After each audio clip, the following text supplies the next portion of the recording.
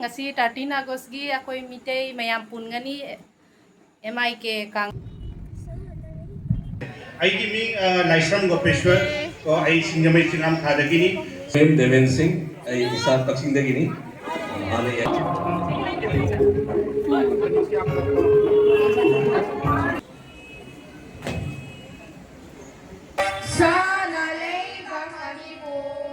जो शहीद हुए उनकी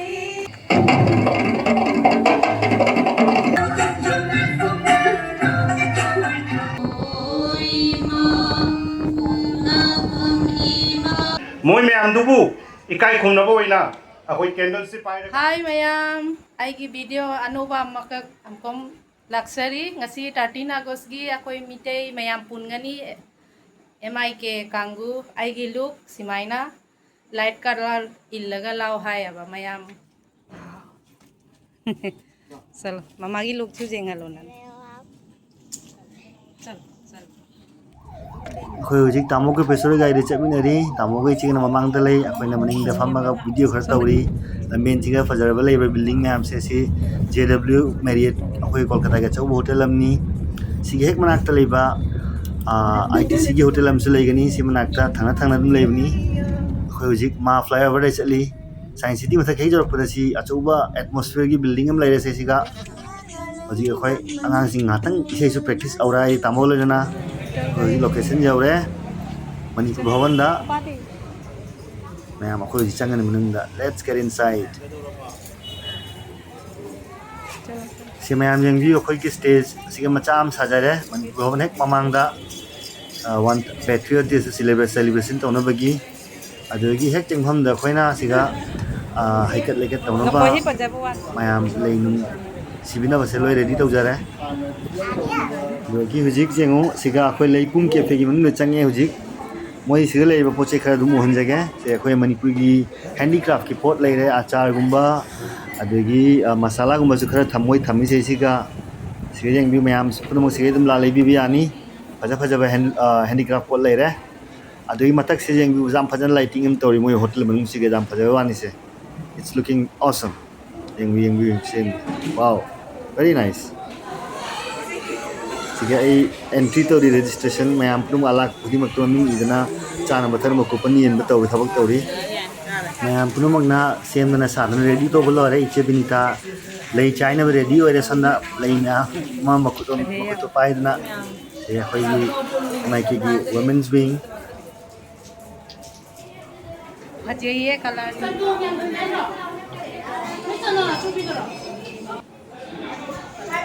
चंदोन थिंबगी पराम से चथरी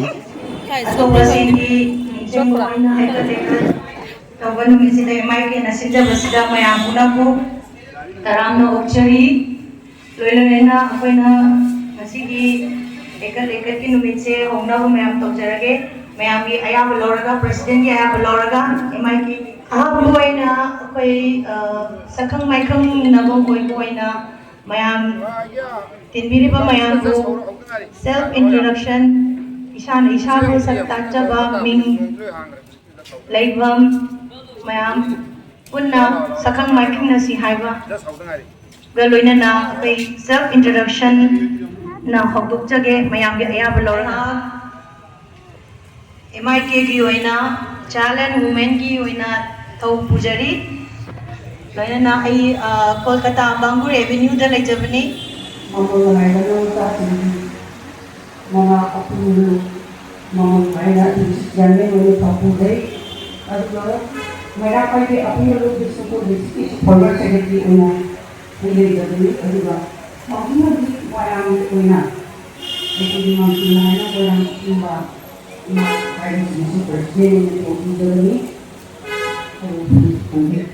ini mana kau mereka apa lagi mana ada yang sih orang yang mana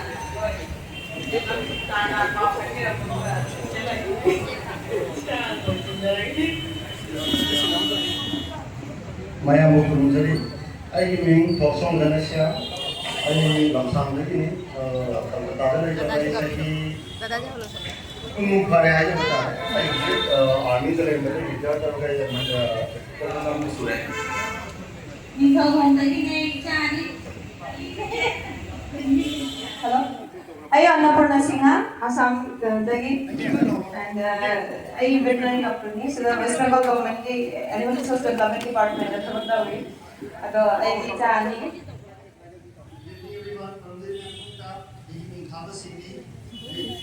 Honorable Jadi drama tak tunggu sudah. Yang ini I don't know Nico, I got a 18 years old. I have been Assam Guinea. Apa Assam Guinea? Aigi maming Adwailena. I class 7 tatami.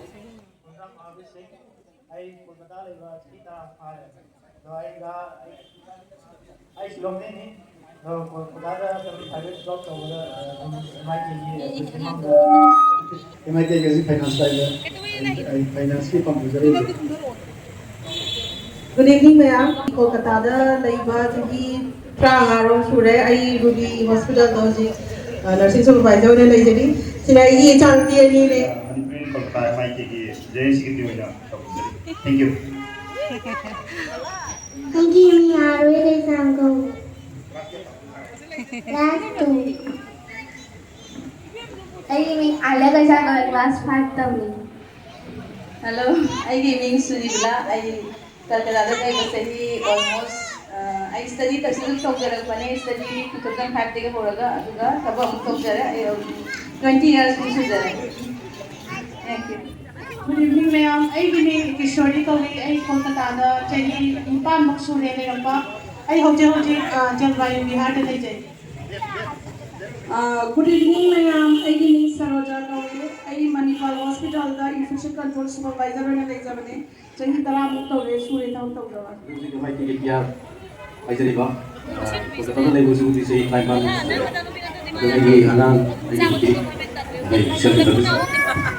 Hello, I am Jinala Shakawa. I class 6.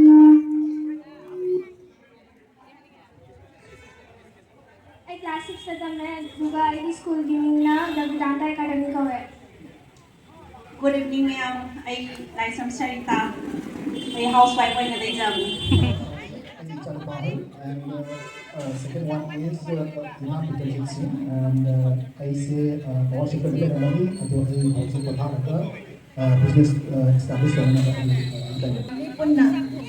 Family punna, how to minna pani darasan noy manduna koi minam punna. Si haraga ma'am, yar ko darasan. Ketumem Deven Singh, ay isang taksingdagi ni. Ano Air Force layer ba? To Air Force ay premature retirement logo ba kung hindi ko da ay captain na jari. Ay nabi na mga pang iba. I Manipal Hospital at Hotel Zable. Chahi Tara Maksure Sale.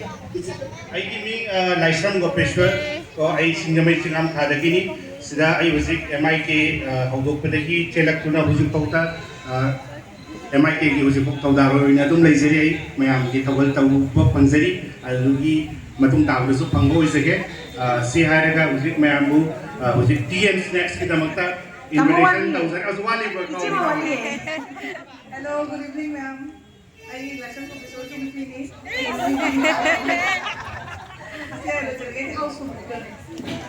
Thank you, Thagachari Chen Namo.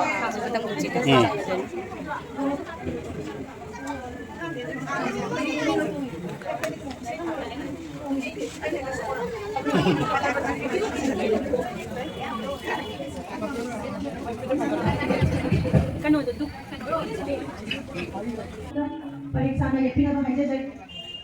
Sama paling sana. Lain apa lagi pinaka aja deh.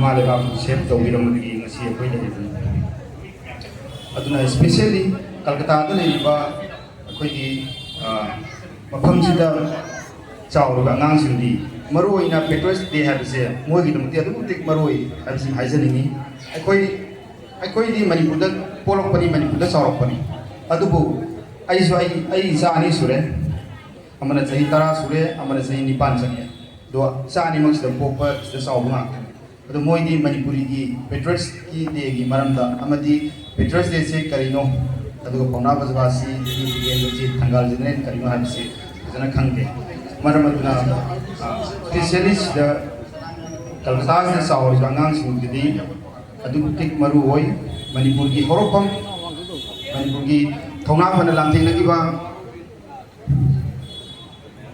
Birtigendrajit Thangal General amadi pauna bazbasi kanano habise masak tan ba khangan ba yamna maru hoi habise haijaningi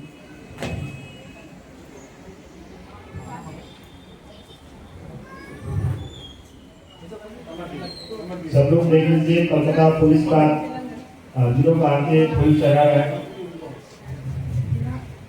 मालेम नशेंबा वरो नोलेंबा नमुदाबंग मी सेंबा सेंबी साबिबगी मापु अमाइलेन सुनंगने कोंदे खुराई तांबा सोंगबु चिराई तांबा माइबा सुइबो नहानु ओइबने वरो हन फोयुम लागी अहानबा हन ताइबंग Pangi मफम खुदिन Simba थुंलिबा हेलोय निखौ साना Mahire जिंगु नतिक अचुबा खोयुम अहकबु तेंथांगमदबगी लंगजबा पुनबा ngapiyu हेसना खुया थंबांदा नदारे नहाना आइखोइना सांजौ जेबना नोना खुरुमजबने उनसिं Samba पिनबि ngasi August ki tang 3 injection numit thawani taramapani kuni panba athawasingi sama ga puntha mari suba ningsing numit asina lagosida kangai imagi layo kraba athoba mapari singi mapamda mapari mamo waiki be koina ngamjaba hairang layang pujokara kasajuna poliam jari kabang mapo asida amuhanna langon biduna nasa nasu aikhoibu noksing pangan hapirangko he atobosing masihara mayambo amuna kadasari Nagode vastadi mai diyo na prajodaya Om Bhuvasvaha Tatsaviturvarenyam Bhargo Devasya Dhimai Dhiyo Yo Na Prachodayam Sana Leiba Manipur Manipur Sana Leiba Manipur Manipur Oy Nam Di Manipur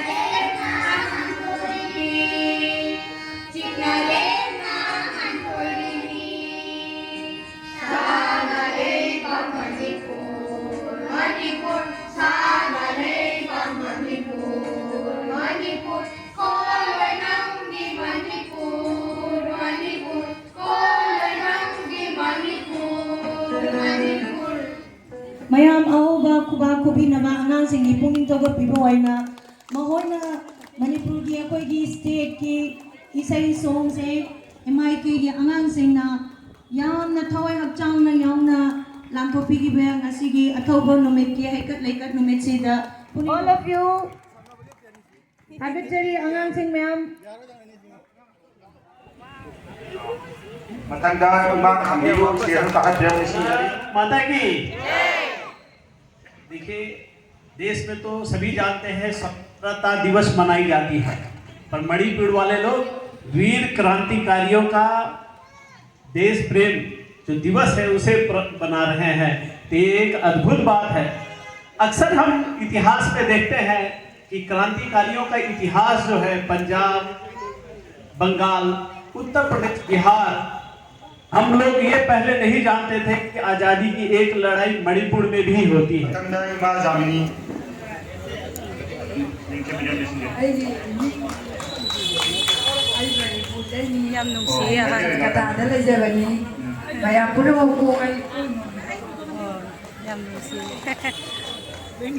Yang kuba kubio. Yang kuba kubio. Itu saya mah selalu macam kat dokter nasi dia pergi terus dia nak pergi dong tak. Wahai mangala kami. वतन की लोगों जरा आँख में भर लो पानी जो शहीद हुए हैं उनकी जरा याद करो कुर्बानी अदो बच्चा मानवा माना फितना कब हुई नंगी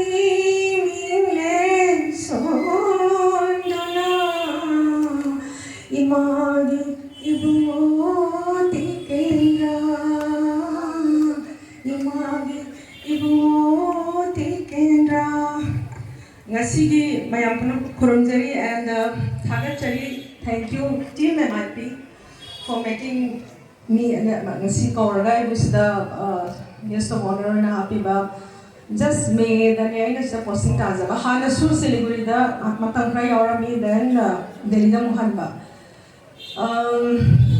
Chahi ani se because of the situation Manipur ki situation se maram hoiduna 13 August ki relevance se amuk handle haijani aduna the relevance masi mafam khudinda akoina patriotic day haina celebrate tori base wakhat wanda khanda biraga kari gi no ha bajo angang khuding masu loina khamba yam na aduna ngasi dialogue ama ibu thangal na haira ka tang sing yu ba na hasa magi heng torom daida man harame man hai mai dialogue today it's so beautiful I cried today imaleba Manipur ima hoina na pangam ja hodre macha sola bi hora ki ba mayam na ima bu kanba ngamna imagi na mag sacrifice ara mayam polaga imabu kanba oishinu hairame and if you die for your motherland it is like considered bravery but who will take care of Manipur who will take care of Imaleba so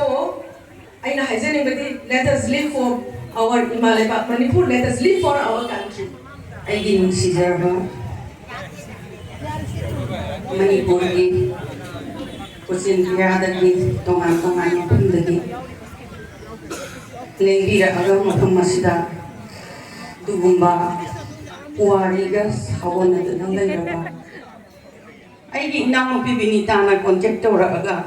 I did see a dog, Miami Tabotobane, Mala, Hanan Rabra, Lairagadi, Sigi Toran, se participate over Tobio, Hina, the Aido.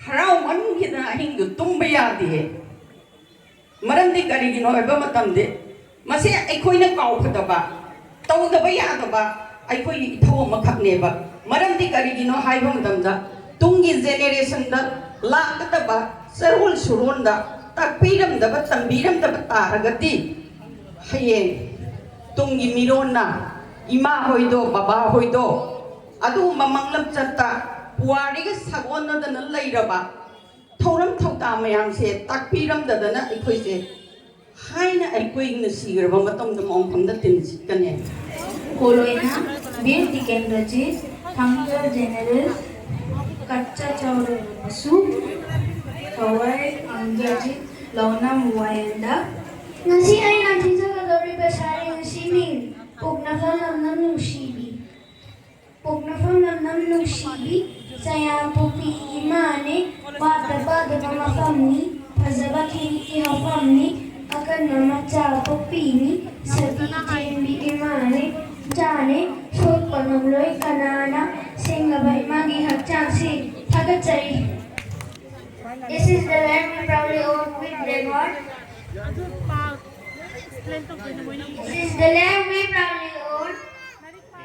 MIK की थोगलोयमा कारोयमा होइना तब पुजरी नसिसु इहान हनबदा अइना हाइजरिंग से अखोई इसेस्ता मांग उरिबा banner सिना ताइबसे अखोजा करिनो मांग लेइबा banner सिना ताइसे इहान हनबदा युवराज टिकेंद्रजीत मागा ख्वाइदगी यानदबा group नि पौना प्रजावासी अमसुंग लाइसम बोरा चाउगी group मोय मसेन हानदगी यानरक्तदना अदुम खनरक्तना लेबनी थांगाल जेनरल सिना अखोइगी ट्राइबल की याम अरिंगबा याम अखोइगी युवराज को सपोर्ट तोबा ग्रुपमन देशना उरिसे अखोइना पोर अनि नि वन इज मणिपुर दा अखोइ कल्चरल डाइवर्सिटी दा यूनिटी लेरपा नंबर 2 दा अखोइ मरक्ता यूनिटी लेतबा हानदगी अखोई की मणिपुरी म्याम से यूनाइटेड होना लेरमगदी पौना ब्रजवासी मसुम थंगाल जनरल पुन्ना यानरते हाइको हानदगी यान मोइना आर्मी जी याम लिंगना फजना वेल ट्रेन होइना well arm well train well position होइना वरमगदी ब्रिटिश ना दुलाइना लोक्सन मसु नममोय पर कोलकाता दा लेबा ngang खरा मना थांगता तमदना सिया थांगता की शो मचाम तौरी म्याम जिंगयु जाम नुआइबनी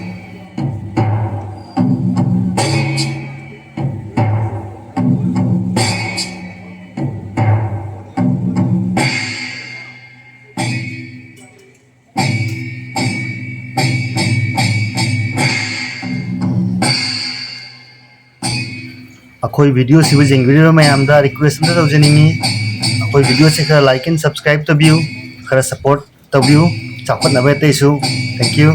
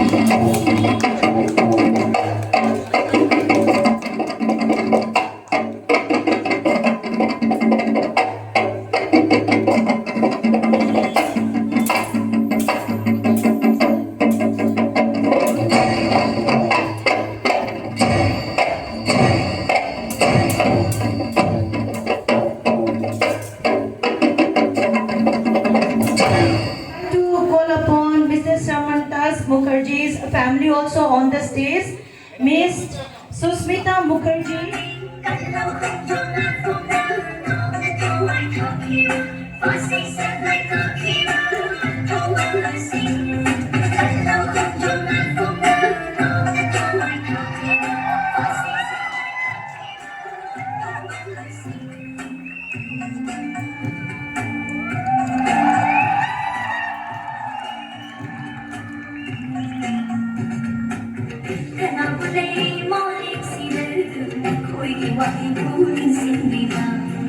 Kena boleh molek siru, koi di